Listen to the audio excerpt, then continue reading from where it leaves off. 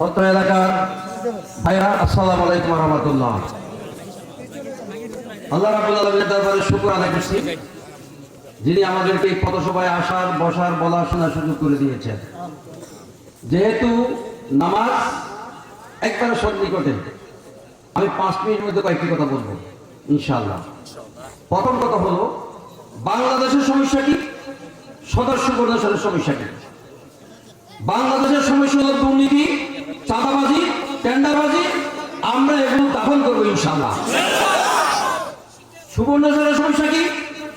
সুবর্ণচরের সমস্যা হলো রাস্তাঘাট বেহাল অবস্থা এবং পানির লেয়ার, শুকিয়ে পানি নাই, পানির লেয়ার অনেক নিচে নেমে গেছে, টিউবওয়েলে পানি নাই।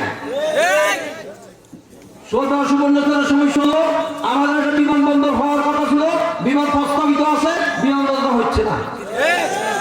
সুবর্ণচরের সমস্যা হলো, আমাদের পৌরসভা প্রস্তাবিত পৌরসভার কথা আছে, পৌরসভা হচ্ছে না। কথা কি ঠিক? আমাদের এখানে কৃষি জমি আছে, কৃষি জমির কৃষকেরা কার্যকরী ফসল উৎপাদন করছে, টাকা পাচ্ছে না।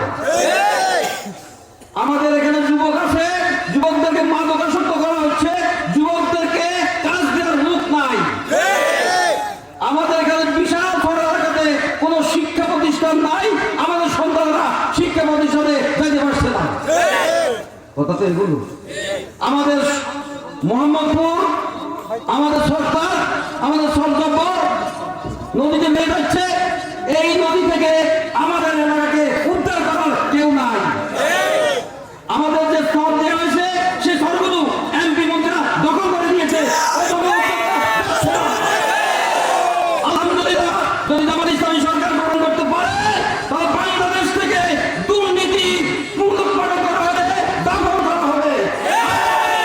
এই সুবর্ণচর যদি ক্ষমতায় আসে, সুবর্ণচরের সমস্যাগুলো আমরা সমাধান করবো ইনশাআল্লাহ। আরেকটা কথা বলি, এখানে আমার সনাতন ধর্মের যে ভাইয়েরা আছে, তাদের আর কেউ তাদের গায়ে হাত দেওয়ার মতো আমি বলতে পারছি, অঙ্গীকার করছি, আমাদের সনাতন ধর্মের ভাইয়ের পর কেউ হাত দেবে, সে হাত ভেঙে দেওয়া হবে। এবং সনাতন ধর্মের ভাইয়েরা এবং মুসলিম ভাইয়েরা আমার কাছে কাজ নিয়ে অধিকার নিয়ে বেঁচে থাকবে।